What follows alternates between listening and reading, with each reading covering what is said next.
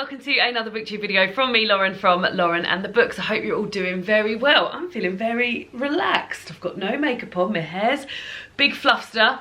There's a bra on. I mean, it's not doing much in the way of support, but it's a comfy bra. But that's not what today's video is about. Today's video is about what I'm planning on reading in the month of September. So in August, I didn't do myself a TBR thinking, oh, it would be lovely, Lauren, have a nice relaxed month. You can pick what you want off your shelves, just enjoy it, etc, etc. It's too stressful. I was looking at the shelves every day like, oh, what am I gonna read? What am I gonna read?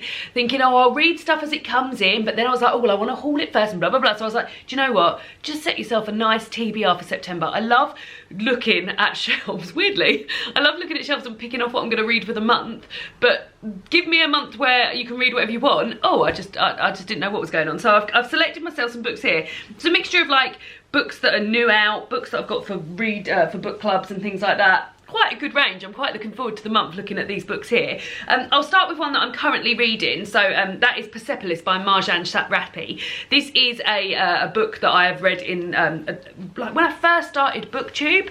I remember seeing it and thinking, oh, that's going to be one that I'm really going to enjoy. That on there, bit of fluff. Yeah, this is going to be what I'm discussing in my work book club on Monday. So I'll probably finish this today. Actually, I'm about this much through. I reckon a bath should finish that for me. And it's a graphic novel, and it is a graphic novel about Marjane Satrapi's life. It's a memoir about what life was like for her growing up in Iran in the 80s, and follows her and her parents' life during sort of like times of revolution and rebellion, and I find it really really educational. Even like I'd read this before, and even reading it again I was like, oh god, that's really like reminded me of things that I'd read and then sort of forgot. I think the problem is when you read so much, there's not always room for everything in your brain, and these are the important things I should be keeping in there. And I quite like what I will say about it. I mean, this isn't a wrap up, this is, I'm going to be reading it. It's like the illustrations, because it's a paperback, the illustrations are quite small, and then the writing is tiny. So actually, me saying I'm going to read this in the bath tonight, I don't think that's going to happen, because I need my glasses. I don't read with my glasses in the, I don't know what my eyesight actually is, because I need my glasses, otherwise I get a headache. I can read without my glasses for short spurts, so like I do it when I'm in the bath and stuff, but there's no way I'll be able to see that those little tiny things. I'll be like this. That's what David's like when he hasn't got his glasses off at all. He's got no hope without the glasses on. But yeah, so we'll be reading that. That's going to be finished off shortly. We'll stick with the paperbacks. The next one is a book that is out in October. So this comes out on the 1st of October. This is A Clock of Stars, The Shadow Moth. This is by Francesca Gibbons and it's illustrated by Chris Riddell. This is a proof copy. It's lovely. It's got this sort of like silvery moth on the front. Now, I got sent this. It's quite big, isn't it, for a middle grade? I got sent this and thought it sounded very exciting, and I've actually been invited to a online book event for this next week. And as the site, actually I'll show you. So I got sent this separately and was like, oh, that's exciting, and they asked me if I wanted to go to the book event. I was like, yes, I would love to. It'll have sort of like a discussion with the author, readings, etc. And then in the post yesterday, let me get it now, post yesterday, I got this lovely little package, I think because of the book event, with like these little bits and a lolly, and then it says things that, so I've got mint tea, because mint tea is Prince Miroslav's favourite drink. Enjoy with candied orange peel and pistachio truffles or whatever you've got in the house. A copy of The Secret Garden, which is a book I've been meaning to read anyway. They're making that into a they're making it into is it a Netflix film or a series? So they've got longing to step into a secret world. An abandoned garden was one of the inspirations for A Clock of Stars. So yeah, there's got that. Moth tattoo, beautiful, creepy, friend or foe. The shadow moth is an ambiguous creature. Follow it at your own risk. And lollipop, Imogen is Marie's older sister, so she knows better about pretty much everything. It also means she doesn't share sweets. So yeah, cute little package to go with that. But I would like to have that read in time for the event next week, so that when we're all having a lovely chat about the book, I'll be able to know exactly what's going on. So that's probably going to be my next book that I start. I've also got Heaven My Home by Attica Locke. I read the first book in this series a couple of months ago, Bluebird. This is a crime series following Texas Ranger Darren Matthews, and this book, so although this is the second in the series, so I think it goes into a bit more development about his relationship with his mother, but the case here is that he is trying to help somebody who is in like a white supremacist group. Darren Matthews is black, and someone in a white supremacist group's son has gone missing or something, and Darren Matthews is trying to help. I don't want to say Darren Matthews, like that's his full name at the time. Darren is trying to help them find their son because that's his job. So yeah, I enjoyed the first one and I've been meaning to get to the second one, so looking forward to that. Then I also bought 3 Bernardine Evaristo books with these beautiful front covers, and they've just been sitting there looking at me, and I was like, I'm gonna read one this month. Don't put all 3 on your TBR because you won't get round to any of them, but if you pick one, and I'll be honest, I went for the most beautiful cover and front and title. So I've gone for The Emperor's Babe, which is told in verse, poems and things, and this says here, scroll back 1800 years to Londinium AD 211 and slip down the side of Grace Church Street. Here roams a back alley beauty, a Pulcherima babe, a Nubian knockout with tangled hair and bare feet. Zuleika is a reluctant teenage bride with no idea about true love. She's too busy sneaking out with the slave girls and drag queens until one day she catches the eye of the most powerful man on earth, Emperor Septimus, and the trouble really starts. So yeah, sounds amazing. So looking forward to that as well. Then the Patreon book club, have an itch of your arm. The Patreon book club book for this month is The Bass Rock by Evie Wilde. Now this came out earlier this year. It appeared on quite a few people's best books of the year so far, and I'm really looking forward to reading it. And yeah, I'm really looking forward to reading it. And actually, because it's a bit sort of like historical fiction-y, it's told from 3 different points of view. So you hear about it in the, I guess this does count as a historical fiction. I mean, of course it does. So you hear from Sarah in the early 1700s, you hear from Ruth in the aftermath of the Second World War, and then you hear from Viv, sort of modern day, who is cataloguing Ruth's belongings. So it's each woman's story, looking out from this Scottish mainland, looking out of this Bass Rock, and yeah, I've been really looking forward to reading it, and the hype around it has been high, and I just feel like it's going to be great, so excited for that. This is another one that was out, I can't find. This is another new release. I'm just frantically seeing when's it out. I think it's just come out now because I've seen a bit of it on Twitter recently. This is Punch in the Air by Ibi Zoboi and Youssef Salaam. I earlier read this year Pride by Ibi Zoboi, which was a retelling of Pride and Prejudice, told from a YA retelling. Had a lot in there, set in New York, had a lot about gentrification and things like that. And this is Punch in the Air, which is written in verse. Pride wasn't, but this is. And this is written by Ibi Zoboi, who wrote Pride, and also Youssef Salaam, who's of the Exonerated Five. So he is from a group of people who were accused of, I believe it was, yeah, like sexual assault in Central Park, I think. And they went down for this, even though there was hardly any evidence for them, and now they've been exonerated. And one of those guys, Youssef Salaam, has written this book, which is about somebody going to prison for something that they didn't do. So I feel like it's going to be really, really interesting.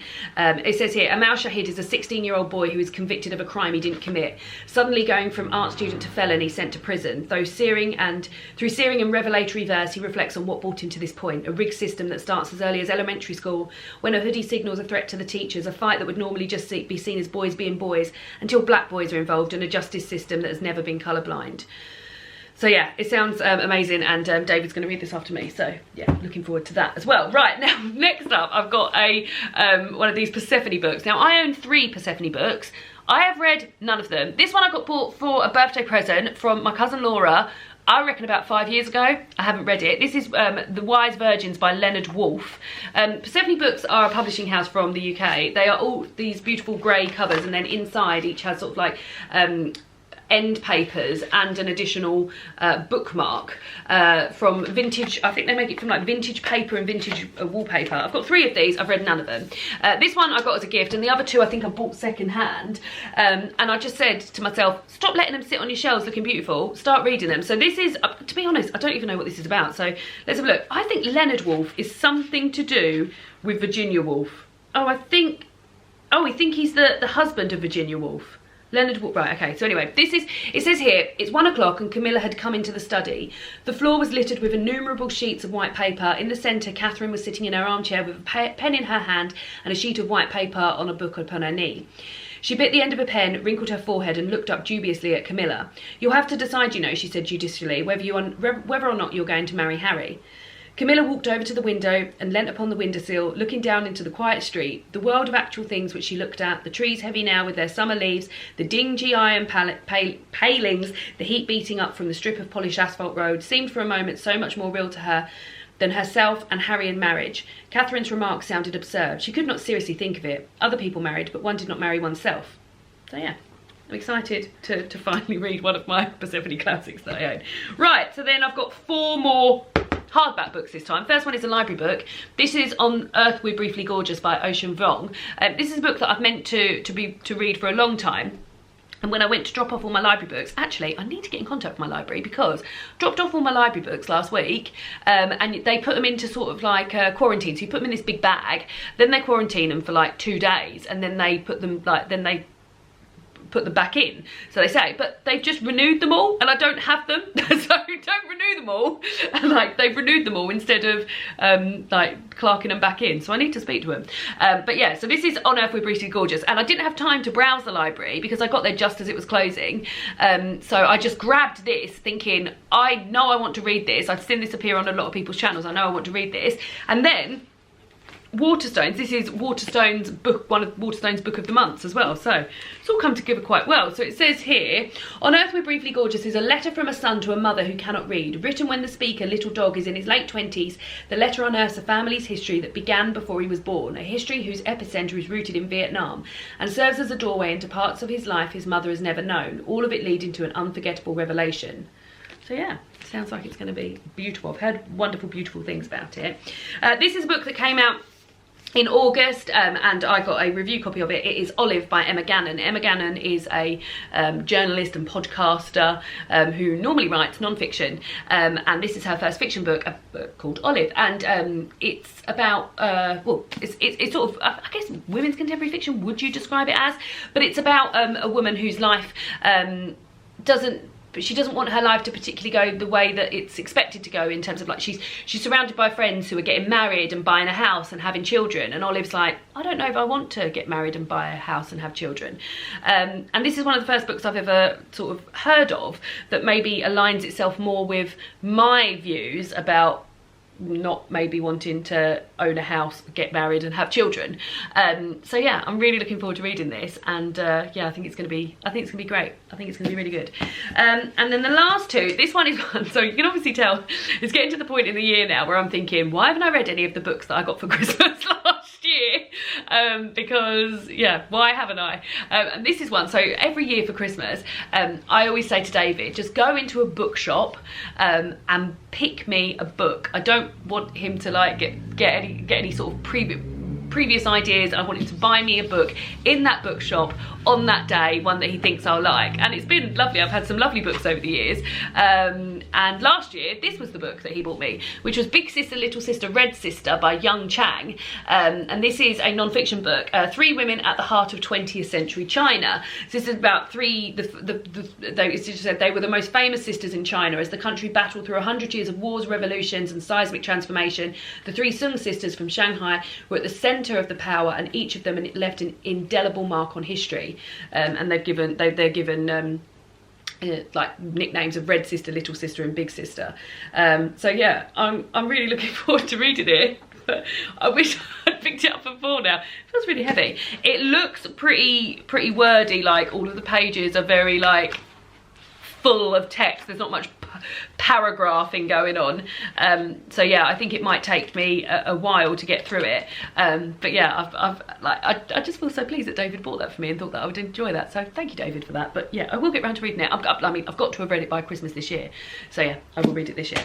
And then the last one is the book that we are going to be reading for my online book club with my friends. So that previously used to be a book club that was ran by myself, and now, which is lovely, we take it in turns to pick books and host it and do the questions and everything, which means that I'm actually taking part in a book club that I'm not running, which is such a treat because I've run book clubs for about, well, like, I think my work book club about 10 years now. So it's really nice to be in a book club where I don't set the questions and don't pick the books. So this month we are going to be reading How Much of These Hills is Gold by C. Pam Zhang, which is also longlisted for the Man Booker. And this is, I mean, it sounds quite like when she gave us the blurb, because we picked between 2 books, the blurb sounded, it reminded me a little bit of like Curious Incident of the, no, Room, I think it did, because it was very like short, sharp sentences. So let me tell you. Bar dies in the night, Ma is already gone. Lucy and Sam, 12 and 11, are suddenly alone and on the run. With their father's body on their backs, they roam an unforgiving American West dotted with giant buffalo bones and tiger paw prints, searching for a place to give him a proper burial. Forever changed, Lucy and Sam must now forge their own paths in the twilight of the gold rush. Sam wants to live in the father's violent shadow, while Lucy seeks a different way. Denied and menaced at every turn, they encounter a sinister fur trapper. And my camera ran out while I was talking about it, but it sounds really good. So yeah, those are the books that I'm planning on reading in the month of September. What have you guys got planned for reading in the month of September?